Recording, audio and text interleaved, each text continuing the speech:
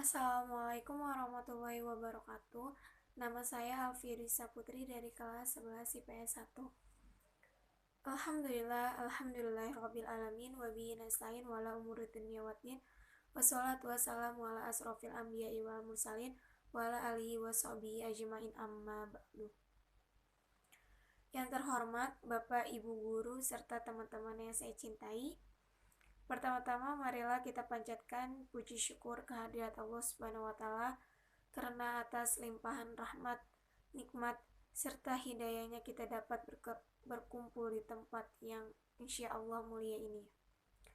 Kedua kalinya terlupa sholawat serta salam kita ucapkan kepada Nabi Muhammad SAW yang telah membawa kita dari zaman jahiliyah ke zaman Islamiyah seperti yang sekarang ini. Pada kesempatan kali ini saya akan menyampaikan kultum bertema bersyukur. Teman-teman yang saya cintai, syukur yang sebagaimana telah dijabarkan oleh Ibnu Qiyam, syukur adalah menunjukkan adanya nikmat Allah pada dirinya dengan melalui lisan, yaitu berupa pujian, dan mengucapkan kesadaran diri bahwa ia telah diberi nikmat. Dengan melalui hati, berupa persaksian dan kecintaan kepada Allah Subhanahu wa taala, melalui anggota badan berupa kepatuhan dan ketaatan kepada Allah Subhanahu wa taala.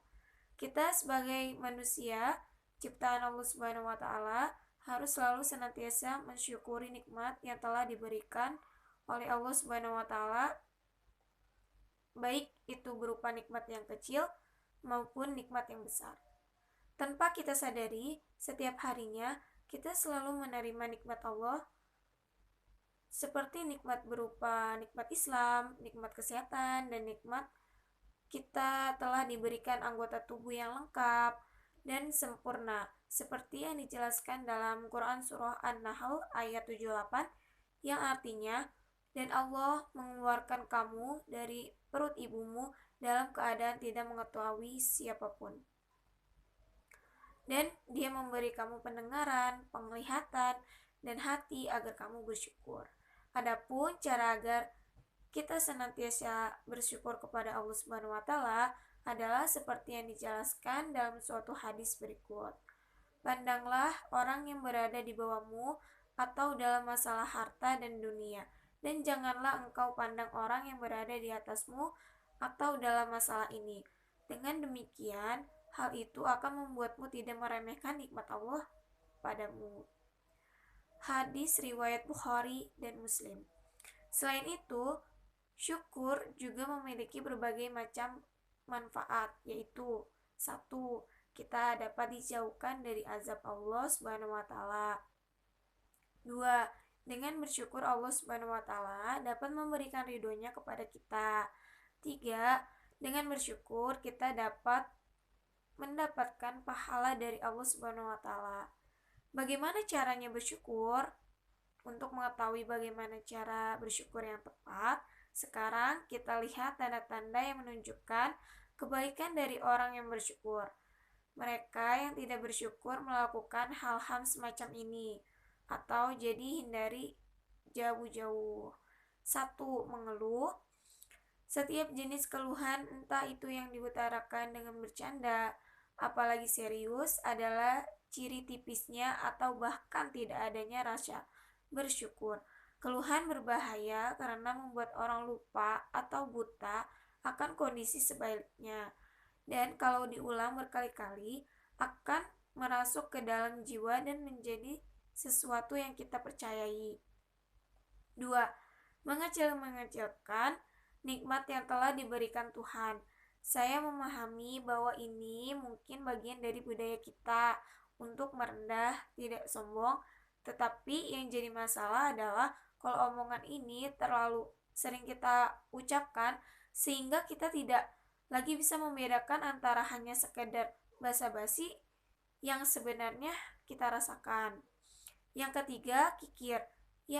Kikir adalah juga satu tanda tidak bersyukurnya seseorang. Dia merasa bahwa yang dia mikir memiliki masih kecil jumlahnya sehingga tidak mau berbagi atau sulit berpisah dengannya. Atau dia khawatir, cemas, dan takut tidak akan mendapatkan lagi. Sehingga merasa harus menyimpan-nyimpan untuk diri sendiri.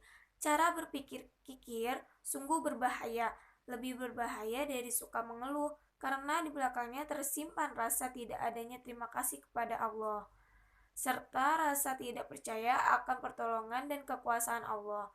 Dan ini dalam bahasa agama ekstrimnya bisa dikategorikan kufur atau kafir.